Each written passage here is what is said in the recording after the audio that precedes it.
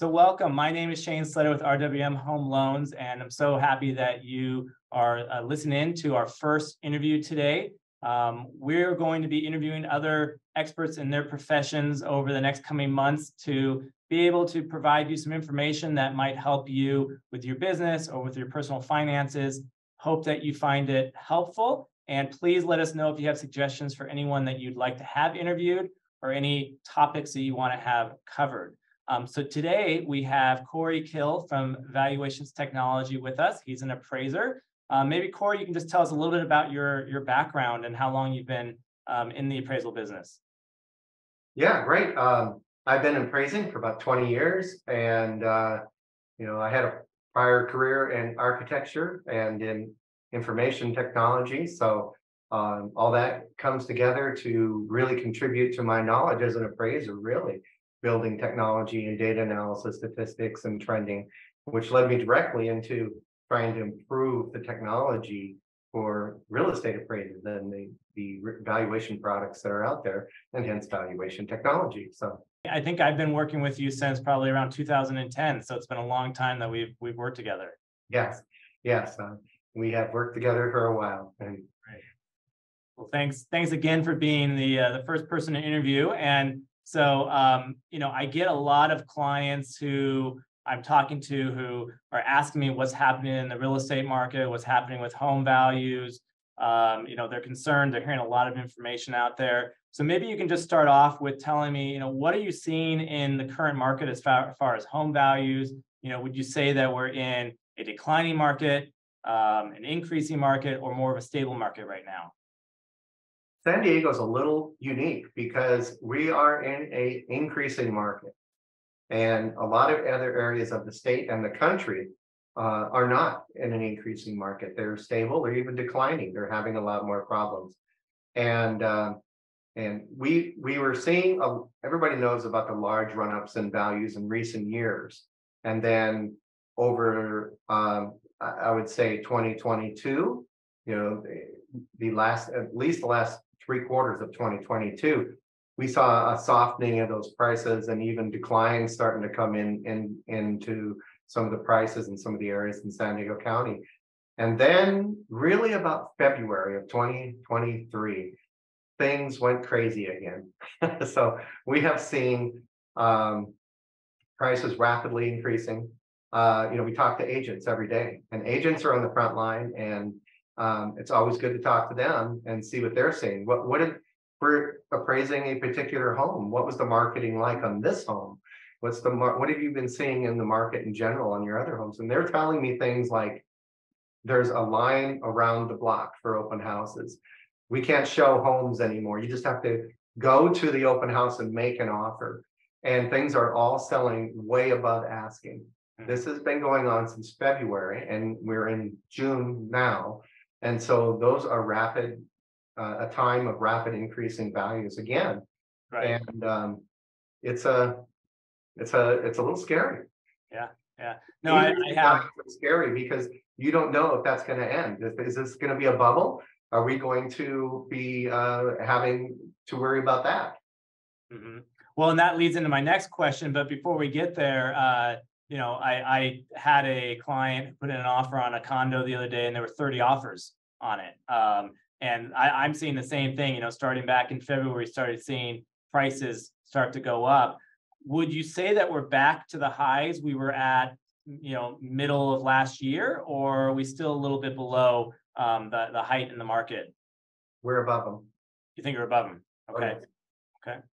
So I hear, you spoke about the evil term bubble. I hear a lot of clients talk about that and ask and say, hey, we're waiting for the bubble to burst before we get into the housing market. I've been hearing that same thing now for probably, 8 to 10 years. What do you think? Do you think we're in a bubble? And, as an appraiser, what signs are you seeing? Well, the signs of a bubble are the rapid increases in prices, a lot of people buying on speculation, and we are seeing those things. But what's different is we have no inventory in San Diego County. And this is why there's a shortage of homes, why the even though the agents may be really slow because they're not selling a whole lot of homes right now, there's nothing to sell. So the ones that are on the market are having these multiple offers and increasing prices and so forth. So that is what's different from a bubble. No guarantees, because this has been crazy times. No one can say they knew prices were going to go up during COVID, right? They all thought they were going to go down. And so this has been unprecedented. But San Diego County, even the state of California, it's very hard to build. San Diego County is very, very little land left to build on. And so everything left is infill developments, and getting a project approved to build on, permitted to build, is a multi-year project. I mean, process. It can take 6-8 years to get a project built. Mm-hmm. And I still know a lot of people from my prior career in architecture, and I talk to them, and what's it like? What are you guys building? What's going on? And it's all the same story still. We can't get projects approved. Mm-hmm. Mm-hmm. And so there's a shortage. Yeah, yeah. And I think also when you think about bubble, you think about, obviously everyone goes back to 2008, what happened in the years running up to that. And you really had the easy financing, the no qualification loans, all of that going on. And we had not seen that for a long time. And so a lot of the transactions that have been happening are based on solid financing, which should also help ease off, any bubble situation as well, I believe. Absolutely, great point. Yeah, yeah. So, one of the things I always hear from homeowners, people who are either looking to invest in their home or looking to possibly sell their house, is what renovations can they do that's going to make the biggest impact on the value of their house? Yeah, some of the best renovations that add value are adding square footage, doing an addition. Those are going to add value, and that's in most areas, that's the largest contributing factor to the value of a home. How big it is it? So that adds value. And a kitchen, updating your kitchen, remodeling a kitchen and a bathroom, those are always at the top of that list. And unfortunately, all those really cost a little bit more than what you're going to get back out of them. Mm-hmm. So it's the real professionals, the residential redevelopers that we all know about, that will go in and they'll buy a home that needs a lot of work, and they will rehab those and resell them. They're very attuned to what adds value, and also not putting too much into it. And it's a very it's a very tricky thing, and most homeowners are more emotionally tied to those, and they'll spend more than they really are going to get back. But even then, that's a good investment, in my opinion, because you're living there and it's your home. And so those are good investments to make. And if you're going to be staying there over time, values will go up, and you'll be fine with that. But just don't go too crazy. Well, I get a lot of homeowners who say, well, I went in, I just purchased a new water heater and a new furnace, and we put a new roof on, and that should add a ton of value. And what I try to explain to them is that is more of just general upkeep, things that are supposed to be replaced. I know that you do look at that, and you will take that into consideration, but those types of repairs or upkeep, that's not going to add a ton of value, correct? Well, I would say it a slightly different way. Over time, it will take away value. And if you are keeping those up and it's cheaper to maintain it than it is to let it go and do it all over, a big job later. Mm-hmm. If you have a roof leak and you are, if you fix that small leak now, it's going to be a lot cheaper than 10 years from now, when the whole roof needs to be replaced, and the subroof needs to be replaced, and mold needs to be addressed, and whatever else might be coming along. So instead, you can think of it as preserving your value versus increasing your value. Mm-hmm. And deferred maintenance uh, is one of our biggest factors. Condition, as we call it in an appraisal, if you look at an appraisal, there's a line item for quality and condition, and as well as gross living area. And so the gross living area and condition are usually the single biggest drivers of value in a home. Okay, great. So the other thing I hear a lot about is pools. I have homeowners that say, oh, I spent $100,000 on this pool. We did all this work. It's a custom pool. And we seldom see that value come back on appraisal. So can you talk a little bit about how pools are, looked at as an appraiser and where you come up with the valuation that you give? Yes, a pool is a great example of the one of the items that you can take on and add to your home that you get the least amount of money back on. Um, you'll see on appraisals every day where they might give you 15, 20, $30,000 for a pool on a line item adjustment, but truly that probably is $100,000 or $150,000 investment to build. The costs today are quite astronomical. So pools are not a great investment. And in a lot of areas, those pools may actually detract in value versus add value.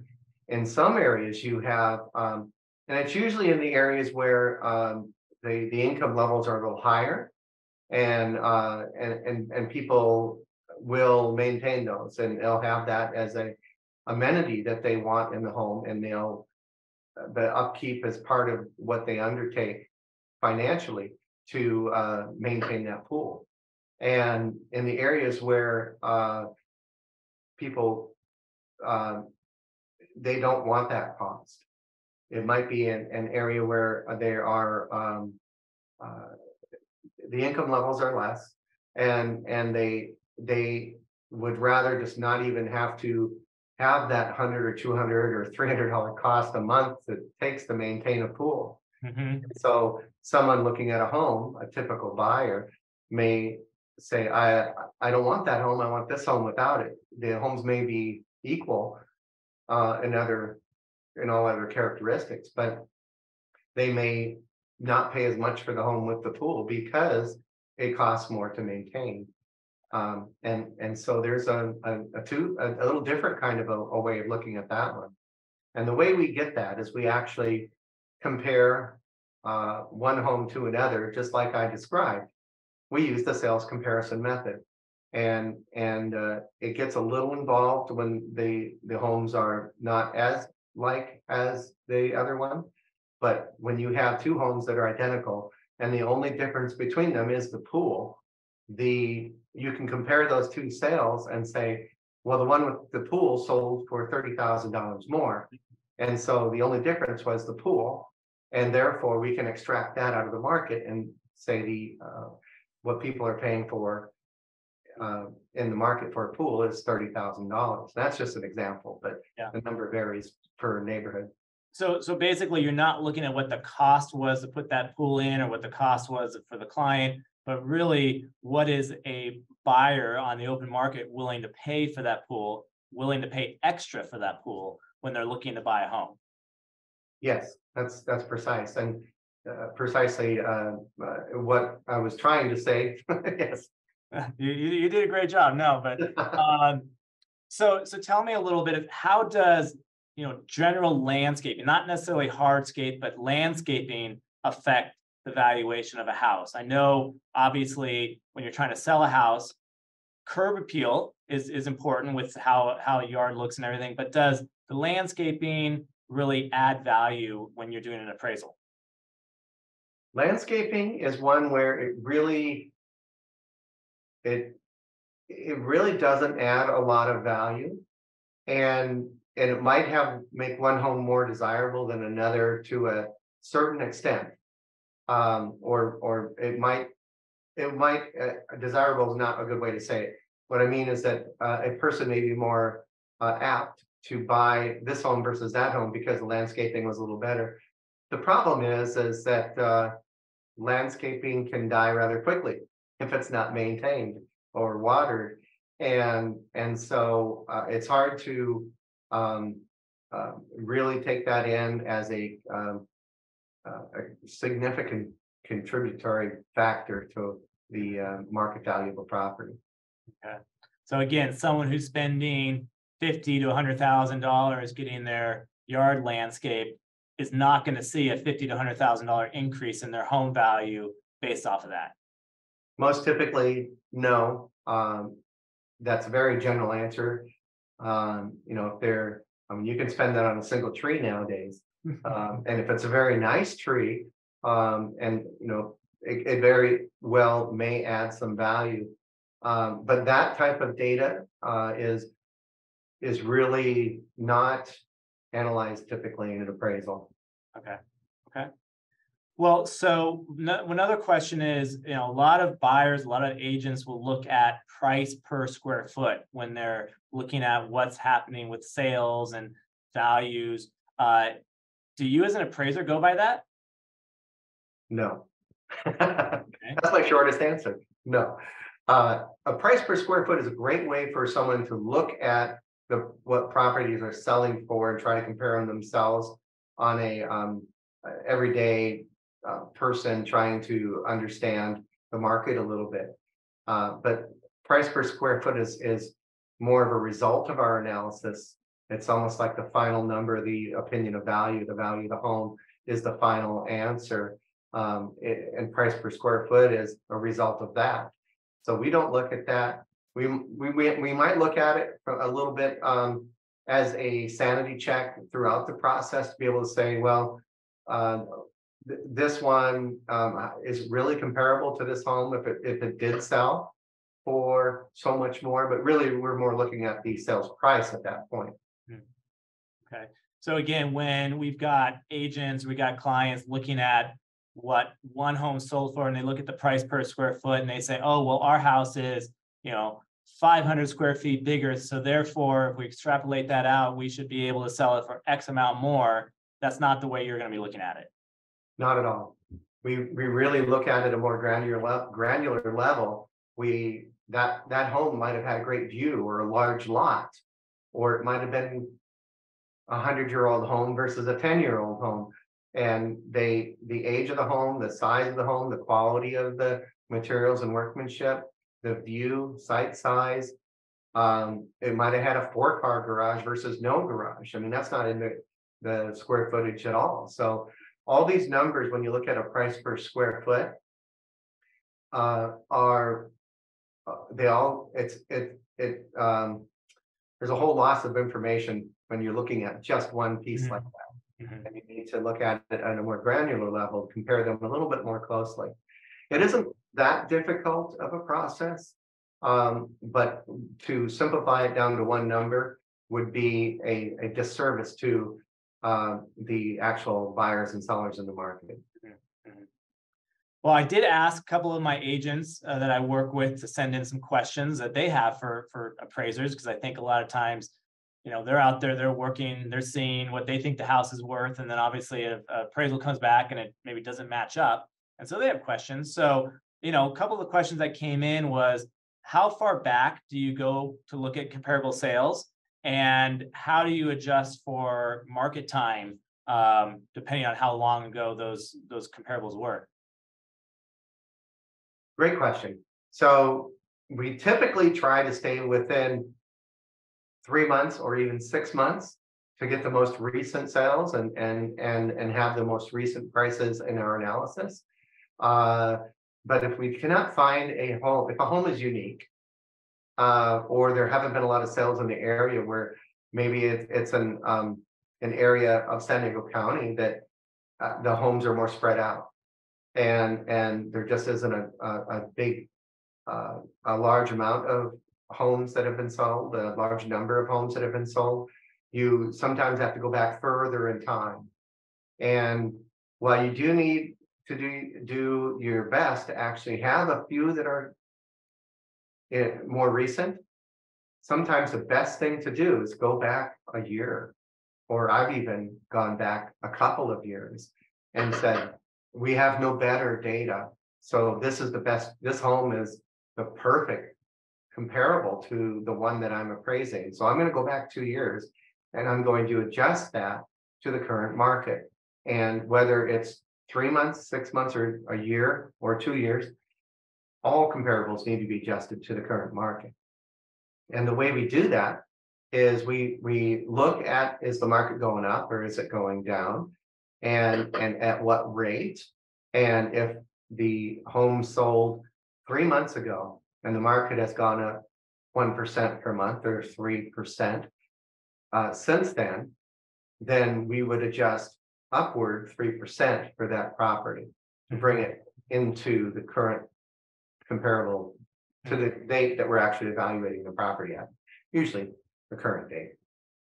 And do you look at that timing adjustment based off of the county, the city, the individual neighborhood? Because obviously different neighborhoods could adjust at different rates. Do you get that granular with it? We get that granular with it. What we do is we will look at that particular neighborhood and be able then to say these services in this whole area make up a community, and let's analyze that community and be able to determine the market trends for that community. And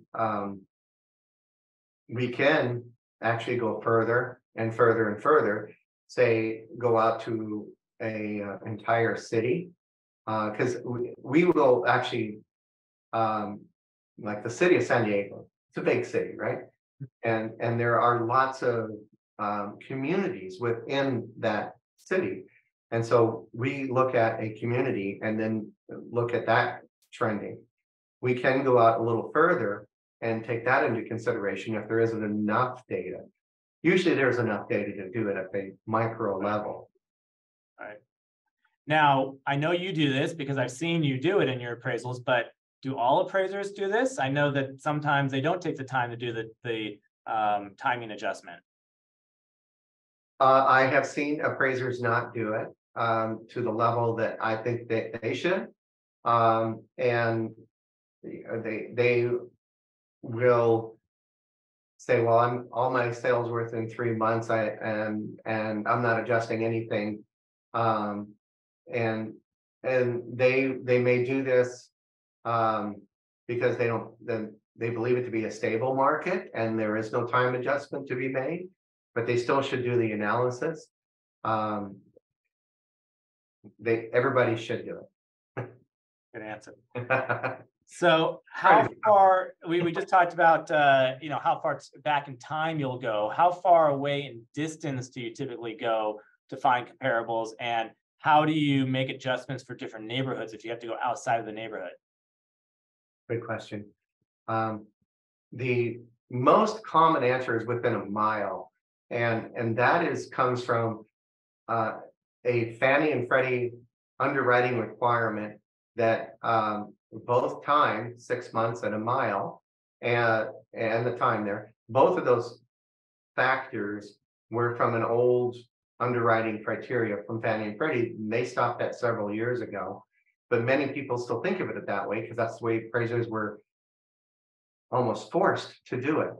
And what they have said is, we're not forcing you. We want you to do what's necessary, but if you can't do it, just tell us why. Mm-hmm. What you have to do is be able to say, this area of San Diego County, the homes are 4-acre lots and it's less dense, and all comparables are, up to 3 miles away. And that might be perfectly fine with that. All those homes in that area compete against each other and are acceptable as comparable sales. So it's a situational thing, really. What do you need for that appraisal? What is appropriate to do for that appraisal? If we're in an area of San Diego that has a lot of very dense development, homes are close together, you should be able to find the data that you need within a mile. But if you're in an area that's less dense, you will go out a little further. Okay. And how does the neighborhood affect it? So let's say you've got an area, especially right now where you've got so little as far as inventory, you might have in a particular neighborhood only one sale within a certain period of time. You've got to go outside of that neighborhood. How do you make adjustments for the neighborhood factor as well? If there is a lack of data in that neighborhood and there's really nothing that is as reliable as going somewhere else, the way to do it is maybe it's the adjacent community, the neighborhood over there, that really buyers would consider as an alternative to the neighborhood or the home in the neighborhood that you're actually appraising. And you can consider sales over there, but what you need to do is analyze the price levels in one market versus the price levels in another market. And let's say homes in the adjacent market sell for 5% less. Well, then if you take a comparable from that area, there's what we call a location adjustment. That's one of the first adjustments that we do, location. And you would say, I'm going to adjust 5% for the location. And so first is the price and the time, and then it's location. And so you really, that's the order of our adjustments. And then you get into the physical characteristics of the property. And so it's a location adjustment, but you have to analyze each market and compare them. Okay. Now, when you're looking at number of bedrooms, do you make adjustments to the value, the price by the number of bedrooms? You take that into consideration, or is it more based on total square footage? And how do you then make those adjustments, either based on bedroom count or total square footage? The easy answer is we consider the gross living area and don't adjust for the bedroom accounts, but that's not a complete answer. It's situational for each market. Is that market actually paying for a bedroom versus no bedroom? And actually it would be more of 2 bedrooms versus 3 or 3 versus 4. And when you're selecting your comparable sales, you really shouldn't be comparing a 2-bedroom to a 5-bedroom, right? And so there, you try not to go too different in that characteristic. But typically, when people are I think what they would be perceiving when you ask this question is your typical 3-bedroom, 2-bath home in the middle of a neighborhood that might have an average of 1,500 square feet for homes. And in that case, it usually is the case where it is more of the gross living area that drives the value and not the number of bedrooms. And if you're in downtown San Diego in a condo in a high rise, it's more of the gross living area. A condo that has 2 bedrooms versus 1 versus 2 bedrooms might be more comparable, but a studio versus a 1-bedroom with the same amount of square footage, you probably should do the analysis of if a bedroom adjustment is necessary. Okay. And so let's say there is a situation where you're in a neighborhood where there is an adjustment for a bedroom count, because you do see that 4 bedrooms go over more than 3 bedrooms, right? And let's say it's similar square footage. How are you making that adjustment for the room count? Where do you come up with a dollar valuation for that? There's a number of different ways that this can be done. It can be done with statistically, where you're looking at a large volume of data, or it's even not even that large, but you can do a regression analysis and look at that and try to determine are 3 bedrooms selling more than 2 bedrooms, for example. Or you might want to do a sensitivity analysis and where you're actually adjusting for known factors and that tightens your range of adjusted values, because you're making a bedroom adjustment. Mm-hmm. And that's probably the most common method. Okay, great. So one of the things that we're seeing obviously a lot more of nowadays are solar systems, right? And so some are ones that you own, some are leased, some are power purchase agreements. But if you have someone who does have, one that they own, how do you take that into account? Does it add value? How do you come up with that value? Is it based off of the amount, size of the system and how many kilowatts it produces, gives a little understanding on how solar systems can affect appraised values. So first of all, appraised values are supposed to reflect the market. And so we're reflecting the typical behavior of a buyer and seller in the market. And so it's not so much that the appraiser will assign a value and that's what it's worth. It's really reflecting what's going on in the market. And to that effect, how much is a buyer, how much more is a buyer paying for a solar electric system? If their solar bill is, say, $200 a month, and they're offsetting that bill maybe in its entirety with the solar electric system, they're saving $2,400 a year. And the life of the solar system, it might be a 20-year, 25-year system. So and it gets less efficient over that time. And it's like a used car. How much are you going to pay for that used car versus a new one? You know, its value over time is less and less. So when a typical buyer is out there looking at a property and they see, well, you have 3 panels up there. How much does that do? Versus 30 panels, how much does that do?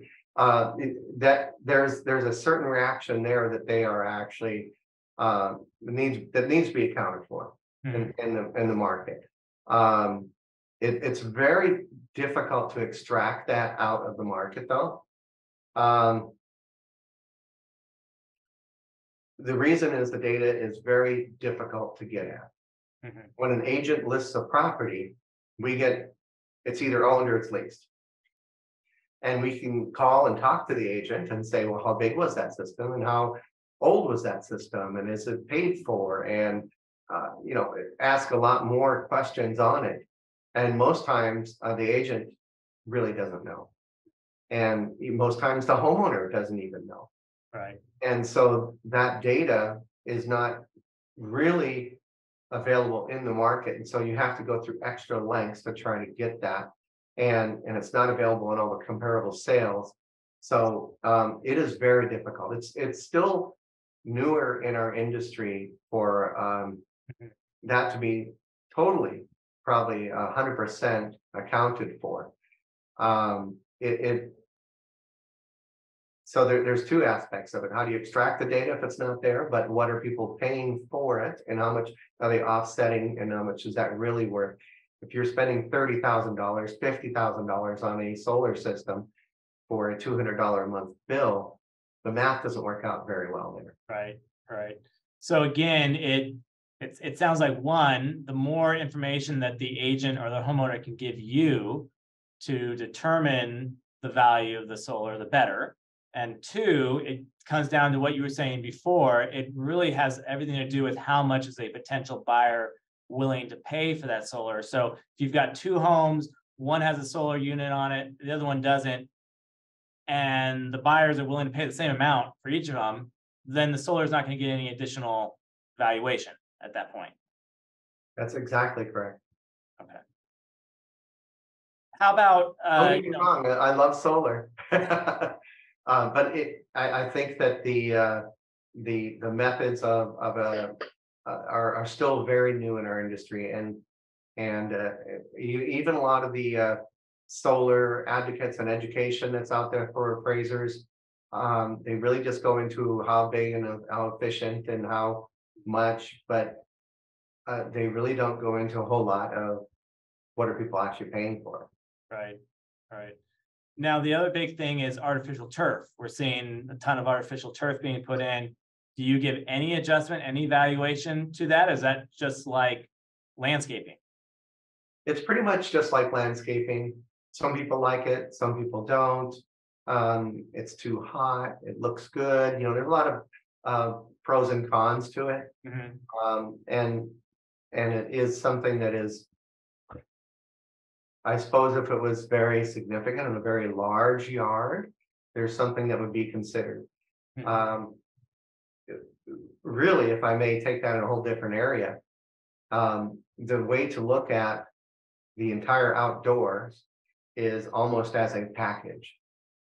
You know, do you have Disneyland back there, or do you have the minimal? That's dirt or something, right? Right. And some people might have a barbecue or a fire pit or even a pool. But altogether, that home, maybe if you would say on a scale of 1 to 10, that was a 6 for a backyard. Well, over here, they have a lot of different, maybe similar, but differences in amenities that give it a 6 as well on a scale of 1 to 10. Well, you could compare those and say the outdoor package was similar in appeal and had a similar market reaction. And that can be extracted out of the market. And landscaping, more, I should say, hardscaping, I would put things that don't die into the hardscaping category. Artificial turf might be more considered one of those areas versus a landscaping plant or something that can die. Right. All right. Okay. Now, what about, as far as when you're looking at making adjustments for views, or whether on a cul-de-sac or pools, or any of these different things, lot size, are there guidelines in place for how much of an adjustment you make, what type of dollar amounts you should be doing? Because it does seem like sometimes we'll get different appraisers who give us different adjustments, and they don't seem to be all in line. Now, that might come back to what you were saying before. It really depends on neighborhood by neighborhood and what someone is willing to pay for that cul-de-sac or that view in that neighborhood. Is that why we see the big differences? There can be differences between the neighborhoods for that. Unfortunately, there is also differences. Maybe sometimes it can even come down to the competency issue with the appraiser. And I wouldn't say that that's the most common case. I would say typically, and I shouldn't even say that, because when it 99% of the time, it's not going to be a competency issue. It's just going to be it's going to be a method that the appraiser has used to derive the adjustment that was not fully understood by the reader of the report, and they think, well, they don't know what they're doing, and Right. I think that the best thing to do with that is the appraiser needs to maybe add some commentary to the report to explain what they were doing, so that the reader of the report actually understands that. Right. All right. Okay. What would you say a real estate agent can do to make your job easier when you come out to appraise a property? Agents are great. I love talking to agents. A lot of appraisers, they may not enjoy that as much. So it's a personality thing. I don't think it's just like agents have their own personalities, appraisers have their own personalities. Some people like to engage and talk, and I talk too much. I go see a home, I talk too much, and I could be out of there a little sooner maybe if I didn't get too much into a conversation with the agent about it. But agents are still a great resource for information, and you should be talking to them. So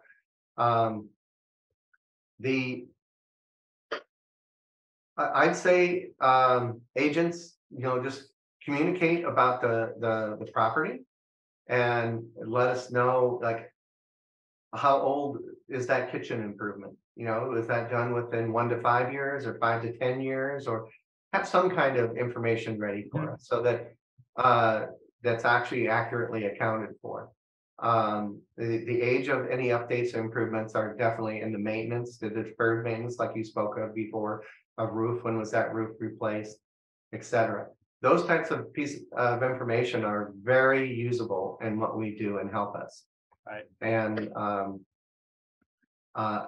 even comparable sales, some agents, I've heard them almost apologize for giving me comps. Says, no, please give them to me. I should be looking at all the information I can. There might be something in there that needs to be accounted for that I didn't see initially. So please give them to me. And I'd say having those ready for the appraiser is useful. Now, would you say, because I have heard and I've had instances working with other appraisers where they haven't been so happy to receive comparables from the agents, or they feel like the agent is trying to put undue pressure on them for something. So would you say asking the appraiser up front, is it okay if I provide you comparables, would be a good way of doing business? Sure. Yes, definitely. I mean, it's the personality thing again, right? I've got pretty thick skin. I don't, give that to me, Mr. Agent, Mrs. Agent. I'm just, please give me that information. Some appraisers feel that they are trying to be influenced.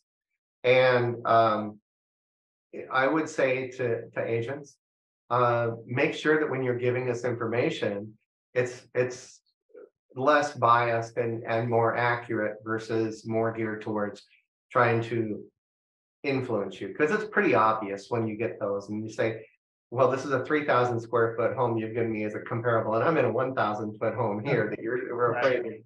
These are not the same. Or it might be that one had a huge panoramic ocean view and we don't have any view. And that could be a very large influence on the value down along the coast, right? Mm-hmm. So this is the types of things we see that appraisers could do without. Right. What is something that an appraiser, or I mean, a real estate agent should not do? Something that's a pet peeve of an appraiser. Show up on time. So sometimes we're not show up on time. Yes. Yeah. Okay. So being on time, just like we should be there on time, and we probably have other appointments we're getting to, and so do they.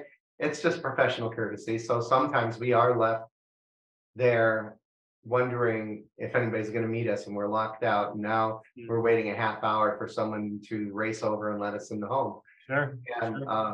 And that not only affects us, we may not be able to wait that long. And then the actual homeowner or the buyer may get charged for another reinspection, because we have to go back out. Right. And so, that's, some of those things may seem obvious, but it happens from time to time. Yeah. And there may be good reasons for them to happen. So just arrange somebody else to meet with us or give us the 1-day code. And so we can get in or make another arrangement, do whatever we can to make that happen. It has to be rescheduled, but. Okay. Right.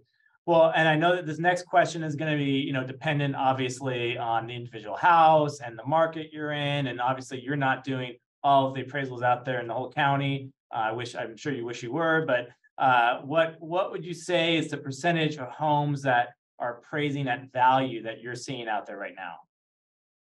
Right now, very small. I see a lot of appraisals across my desk, even ones that I don't do or something. There's all of them are coming in at value right now. And why is that? Because we're in a rising market. When the values are going down, like say maybe a little bit last year, but definitely at other periods in the past where prices are going down, and the market may be still reacting to that. So some people maybe are making offers on homes that are not supported, or maybe it shouldn't quite be that high anymore. And we're just following what other buyers and sellers are doing. So if that's happening at that time, then you'll have more of them. But right now you're seeing most appraisals coming in at value or higher, sounds like. Yes. Okay. So in a situation where an appraisal comes back less than what was the contract price, obviously there's always that way to do a rebuttal. What information can an agent provide to help in a rebuttal and help successfully cause you as an appraiser to maybe think twice about the valuation that you gave? There's two areas. One would be errors in the report, or additional comparable sales that we should be considering that may support a higher value. And this is where, when these happen, We might get ones that are not very comparable given to us. And you have the 3,000 square foot versus the 1,000 or the big view, right? And so if there's an error in the report, the appraiser is ethically obligated to fix that and correct it as soon as they know about it. And so let the appraiser know. Is there something that did they measure the home wrong? Is the gross living area incorrect? Is there another factor or characteristic that was not accurate? Gross living area is an easy example because that's something someone can measure. So that, and then the comparable homes. So if the appraiser has not used the right comparables in the analysis of the report, then provide them some other ones that actually are comparable. And hopefully they're recent. We see that too, where it's either a pending that or an active that has a really high price on it, but may not be what it actually sells for, and they're giving that to us, or something that's extremely old, and it is something that we really have a difficult time using. Okay. Last question for you.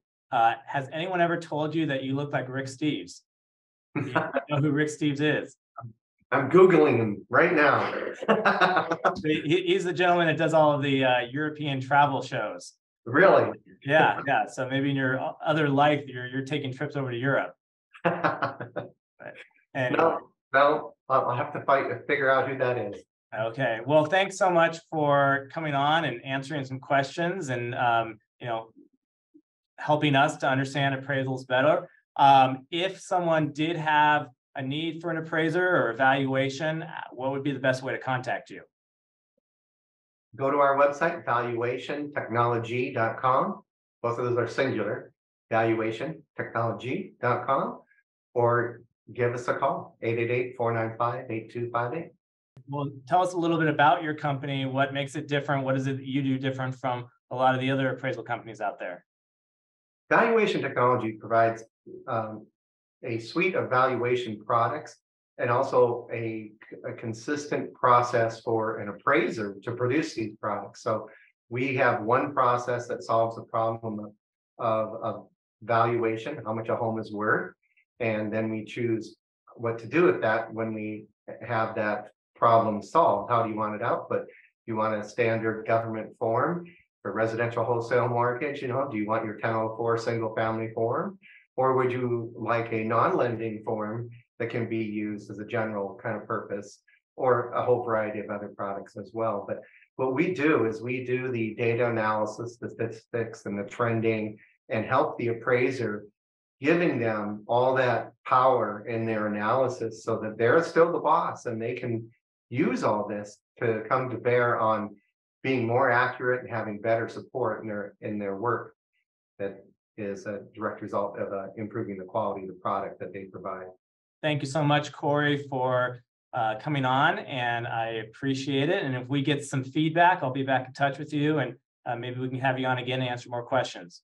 That's great. It's been a pleasure. Thank you. Okay, well, have a great day.